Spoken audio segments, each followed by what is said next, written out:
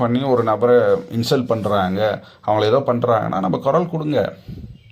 அது பண்ணுறவங்க யாராக இருந்தாலும் சரி. அது இண்டிவிஜுவலாக சொசைட்டியில் ஒருத்தரும் அந்த விஷயத்தை பண்ண ஆரம்பிக்கிறாங்க அப்படின்னும் போது எல்லாருக்குமே ஒரு அவேர்னஸ் வரும். மனிதாபிமானம் இருக்கிறவனுக்கு அவேர்னஸ் வரும். நம்ம கூட இந்த உலகத்தில் சக மனுஷனாக ஒருத்தன் இருக்கான், அவனை பிடிச்சி நீ நோண்டிகிட்டு இருக்க, அவனை டிஸ்கிரிமினேட் பண்ணிக்கிட்டு இருக்க அப்படின்னா அதை பார்த்து நீ சும்மா இருக்கனா, நீ எதுக்கு பிறந்ததே தெரியாது சும்மா இருந்தனா.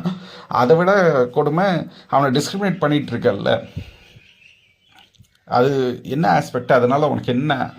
ஒருத்தரை சந்தோஷப்படுத்திட்டு, ஒருத்தங்களை ஹெல்ப் பண்ணிவிட்டு, ஒருத்தங்களுக்கு சப்போர்ட் பண்ணிவிட்டு அந்த வாழ்கிற வாழ்க்கை எப்படி இருக்குது? ஒருத்தங்களை நீ எனக்கு கீழேன்னு சொல்லி அமுக்கி ப்ரெஷர் பண்ணி அதில் ஒரு இதில் எப்படி ஒரு அல்ப சந்தோஷம் கிடைக்குதுன்னே நமக்கு புரியல. இந்த மாதிரி டாபிக்ஸ் பேசும்போது என்னென்னா 2 விஷயம் நடக்குது.